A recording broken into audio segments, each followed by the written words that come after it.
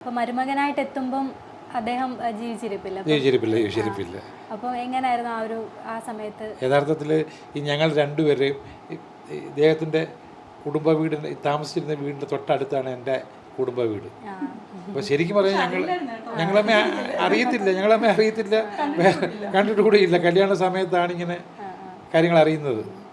അല്ലാതെ ഞങ്ങളുടെ തൊട്ടടുത്ത വീടുകളും വളരെ സഹകരണമുള്ള വീടുകളും. പക്ഷേ ഞാൻ എല്ലാ സ്കൂളിലൊക്കെ പഠിക്കുമ്പോൾ കാണുന്നില്ല, അല്ല വേറെ കണ്ടിട്ടൊന്നുമില്ല. അതിനുശേഷം ഇവരങ്ങ് തിരുവനന്തപുരത്ത് പോയി നമ്മുടെ പഠനവും കാര്യങ്ങളും ജോലിയായിട്ടൊക്കെ നമ്മളിങ്ങനെ നിന്നു. സിനിമയിലൊക്കെ അത്രയും പ്രസിദ്ധനായിട്ട് ഒരാളുടെ മരുമകനായിട്ട് വരുമ്പം സന്തോഷാഭിമാനമായിട്ട് തീർച്ചയായിട്ടും അത്. കാരണം നമ്മൾ എവിടെ ചെന്ന് കഴിഞ്ഞാലും നമുക്കൊരു സീറ്റുണ്ട്. നമസ്കാരം, കൊട്ടാരക്കര മീഡിയയിലേക്ക് സ്വാഗതം. കൊട്ടാരക്കര ശ്രീധരൻ നായരുടെ മരുമകനും കൊട്ടാരക്കര ബാറിലെ അഭിഭാഷകനുമായ അഡ്വക്കേറ്റ് ആർ കൃഷ്ണകുമാർ അന്തരിച്ചു.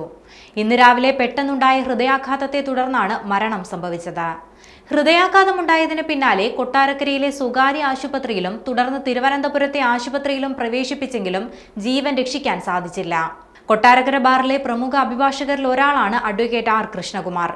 ഇപ്പോൾ ഒരു പ്രതിമ ഒരു സ്ഥലത്ത് കൊണ്ട് മൂടി അടച്ച് കെട്ടി വെച്ചിരിക്കുന്നു എന്ന് പറയുമ്പം ഒരു ഭയങ്കര കാണുമ്പോഴും ഓർക്കുമ്പോഴും ആ കുടുംബത്തിൽപ്പെട്ട ആൾക്കാർക്ക്, പ്രത്യേകിച്ച് മക്കൾക്കും ഒക്കെ ഒരു ഭയങ്കര വിഷമം ഉണ്ടാകത്തില്ലയോ? കാരണം ഒരു അനാഥത്വം ഫീൽ ചെയ്യുന്ന രീതിയിൽ ഉള്ളതൊരു ഒരു വേസ്റ്റ് എന്നുള്ള രീതിയിൽ കൊണ്ട് കളഞ്ഞേക്കുമല്ലയോ?